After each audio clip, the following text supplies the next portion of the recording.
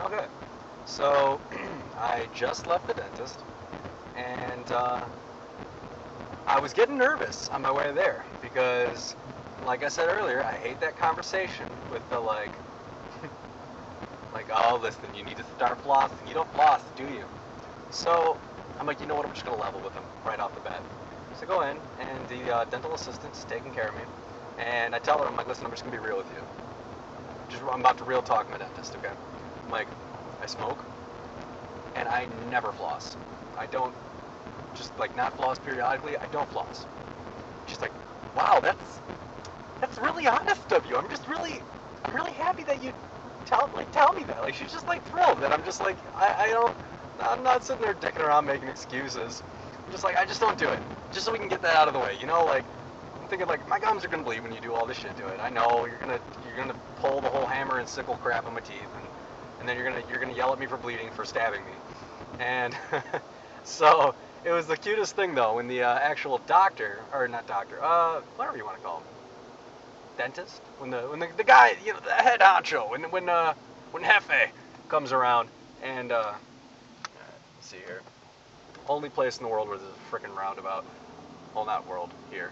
Anyways, um, so um, the dentist is you know, he didn't hear my whole conversation, you know, so he's coming over with his scythe and he's you know, stabbing me in the mouth and he goes, well, it's probably not going to be a big guess if I say that I can tell that you don't floss much.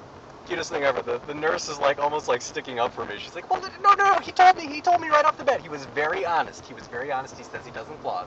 And I'm like, oh, that's so cute. Like, I'm like almost 22, and she's like, just be easy on him. He's a nice guy. And so he does his whole thing, and he like switches out. He has to switch clubs because I've had a built-in retainer for almost a decade, actually a little more than a decade, right? And they're taking it out finally, which is the weirdest feeling in the world, by the way. If you imagine that someone glued it like a Lego into your mouth, and then like you just dealt with it for a decade, and then like finally they take it out, like dude, there's so much room for activities in my mouth right now. Like I feel like there's just so much more space between my tongue and my teeth. I don't know what to do. So yeah, oh yeah, so he switches out his gloves, and they're gonna go pull that out, and they're making like an impression so that I'd have like a nightly retainer that I wear once a week. And he's like, he runs out of gloves. He's like, oh, I'm gonna need another box. Actually, just bring 2 boxes of medium gloves. You know, there's like 2 boxes, and I'm like, I got a huge mouth. Everyone lost it. It was a great time. You know, this is the only enjoyable dentist experience that I think I've had in a pretty long time, you know? I think that's the trick. You know what? If you want to have a good dentist, doctor, whatever appointment, just level with them. You know what? Throw it out right at the beginning. Just be like, listen, I'm a shitbag. We're on the same level now. Now we know. I know where I'm coming from. You don't have to be, I don't need the condescending. I get it. I suck. I know. I got to start flossing, which apparently that's the whole thing. I just use the flossing. It's just crap. Flossing is just it's hard to, whatever, man.